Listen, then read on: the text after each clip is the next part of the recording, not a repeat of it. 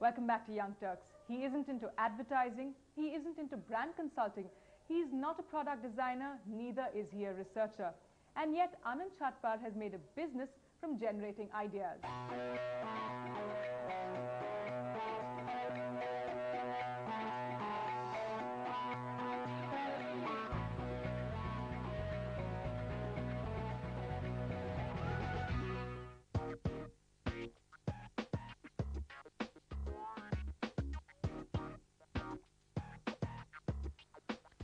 Anand Chhatpar knows that a simple idea can change your life.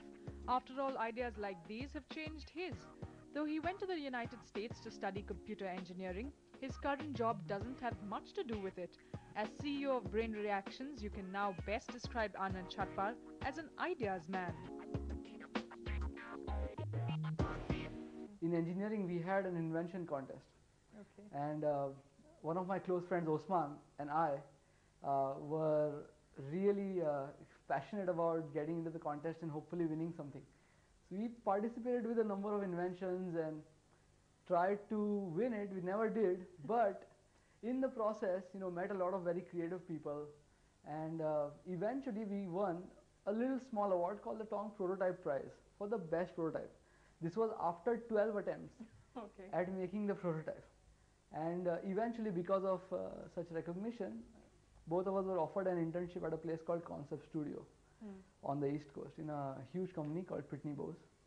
And the Concept Studio is basically a place which is very creative. The whole goal of the department is to come up with new ideas for corporations. What is the formal training in how innovation works? Because most people tend to think that innovation is just ideas.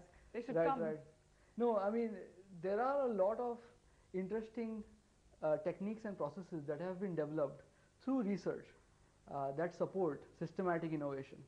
For example, I mean, we studied how ethnographic research or certain observation skills that are, typically the anthropologist domain can be used in a workplace to observe your customers and find their unvoiced needs and pain points. Something which they will not tell you they have. We figured out certain needs and pain points using ethnographic research. We brought that insight back to the studio, and we used to come up with new ideas for how we could solve those problems that we just observed. And the funny thing was, we as students were coming up with more new ideas than the people who had been in the studio for, say, several years. And less jaded and less cynical. Absolutely. Less cynical and also less constrained by what is possible and what is not possible. So when I came back to school, I used to enjoy this process so much that I used to organize brainstorming parties on campus with some of the friends that I had made during these invention contests. So in one of these sessions and parties essentially, I invited Nate Altfeather. Nate Altfeather is basically one of the guys who had won the first place in the invention contest, a $10,000 prize. And this guy, during this brainstorm, was amazed with the ideas that these people were coming up with. And he suggested that I should do this professionally. He said, this is something companies would pay for. You're creating valuable intellectual property here. I mean, some of these ideas are patentable, which has a lot of value, at least in the US. So I said, fine, let's do it. And eventually we were trying to sell it to companies as a service. And it was very difficult. Every time we used to call a corporation, the big vice president or whatever would say, what can you students give me as ideas? I have 300 of the best engineers under me and all that. So that was, you didn't have a showcase actually. Yeah, we did not have anything to show for us. So anyways, we by some luck and also some blessings from our mentors, Tom Forth, who was my supervisor from my Pitney Bowes internship, spoke with the vice president at Bank of America and convinced them that they should try us out.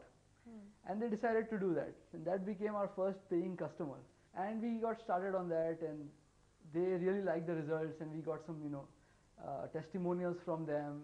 They were very happy. So now what were the ideas you came up with? I'm sure you have non-disclosure agreements and all of that, but something that you could come up with that you can share with us.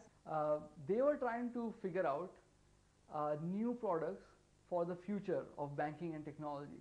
So we came up with new ideas for them for the future of banking and mobile banking and so on for 2010. How many of them have been implemented or are being implemented? So I mean, recently I was traveling from New York to Boston on the Mass Pike, and I saw a sign In the US, you might know that highways have a sign that says food next exit, gas next exit. Those are the essential things.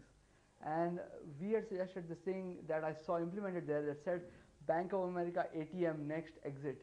Okay. And that's something I was very happy to see as an implemented idea.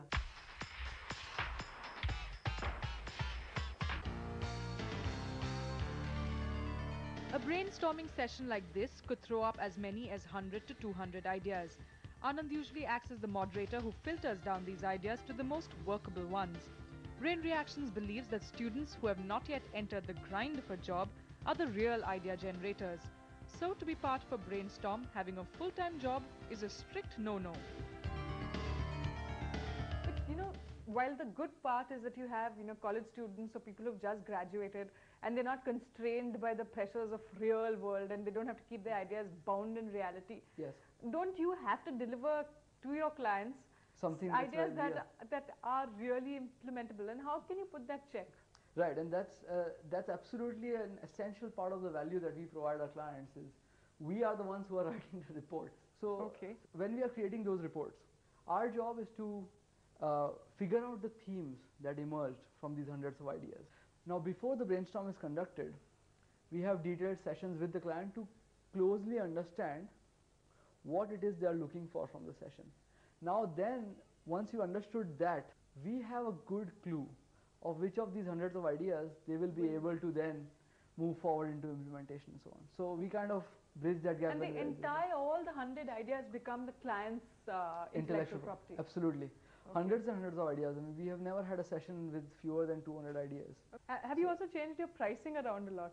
Our current pricing is that we charge for a basic brain reaction package $12,000, and then we also have a premium package for $19,800. And for our regular customers, we have a subscription package, so they can get 4 brainstorms a year for $44,000 for the basic and $71,000 for a premium package. I track the advertising industry, so I can only give the example here.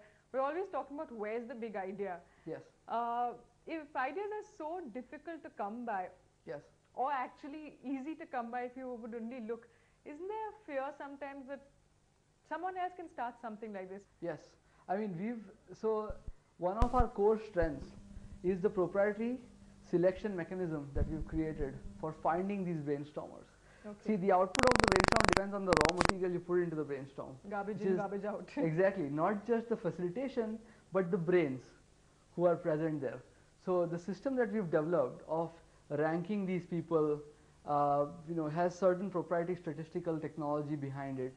When we do our screening, we look at not only how many new ideas somebody comes up with, how many times they change the direction of the brainstorm, how often they build on other people's ideas. Anand is a huge fan of Richard Branson and wishes he could live his life like him and run his company like his. When not racking his brains for ideas for clients, Anand puts his to use writing poetry. And we decided to make him give us some ideas for free for Young Turks. You're talking about young leaders, essentially. And I think not only interviewing some of these people, but also you could follow the progress of certain people who are just starting out. You already have a database of people who you've interviewed. And you could have these people give suggestions to these young people who are starting out, and you can get them to progress. So your show could become a challenge for bringing or creating young Turks as opposed to finding and interviewing them. That's an idea. One idea is that essentially people who do achieve success at any young age are not necessarily that different from anybody else who's on the street. They are like the common person. So bringing that message to the viewer could be done by showing people in a common environment, for example on the road or in a place where they've started out, as opposed to showing them as successful people or highlighting achievements, showing maybe things at which they're bad at. Everybody is imperfect, so perhaps. What are you bad at? We're going to get that shot. No, I mean there are several things that I would be bad at. I mean, first of all, I'm not a very good brainstormer. I started this company, but it is definitely other brainstormers in our company who come up with the best ideas. Some fresh ideas for Young Turks there. It's time for a short break, but when we come back, we'll find out more about our young Turks.